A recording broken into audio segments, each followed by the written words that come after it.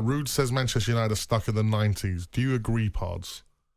Well, I like Ruud Gullit, and I think that he's got a sexy point. Football? Yeah, it's sexy football. But he's got a point. I mean, I do agree that the scrutiny around Man United is such that it makes it almost impossible at times. But the England job was impossible at one time. Yeah. Gareth made sure that that's not true anymore. I suppose it's quite similar. That's all you need. It's quite similar to the 90s with Liverpool, because I was born in 87. And growing up on the TV, Alan Hansen all the time. Alan Hansen's there. It's no good for Liverpool. Yeah? And I'm growing up thinking, who's this guy talking about how great? St. John, of course. Yeah, exactly. And then Loro as well. Yeah. All of these pundits had such expectations for Liverpool. Yeah. And I'm like, Liverpool were a good team in the 90s. Don't get me wrong, but they didn't win the league like Man United were dominating. And I never understood, why do they keep talking like Liverpool should be winning things like Man United? They're not Man United.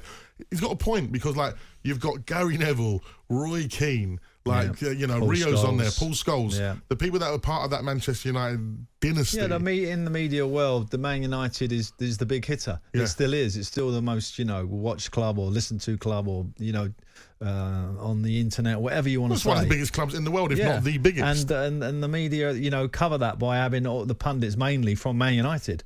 Or ex-stars of Man United, so that makes sense a little bit. But, where they are right now, that team they got right now, I'm afraid Rude has a point. It is not good enough to play at that level, or to be at that level. It isn't. No, he's right about Ten Hag in terms of, coming into the Man United and how big of a job it is. Perhaps it is a job. The big argument about whether he stays there as manager of Man United or leaves Man United really and truly is about how much control did he have over transfers. Because if he had no control over transfers, then he deserves to stay. If he had some sort of control over the transfers, then maybe he might have to move on, because that's where the problem lies, recruitment. Well, ironically, they are only sitting 5 points off of... they're still hanging about, aren't they? It's so strange. And his win percentage is good. I think since Fergie left, I think he's the highest win percentage. Well, they've won 4 out of their last 6 in the Premier League. They obviously beat Luton yesterday by 1-0. But even then, I heard Manchester United season ticket holders saying they ripped up their season ticket even after winning. Okay. They're just still not happy. There's something that's inherently wrong there.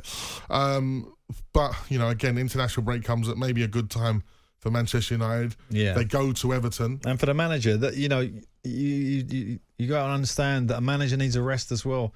It's so full on, particularly with a big club like Man United. He needs to rest, that manager. He needs to go away, take himself away, sit on a bed, clear his head a little bit, so he can, see the wood for the trees sort of thing, when he comes back.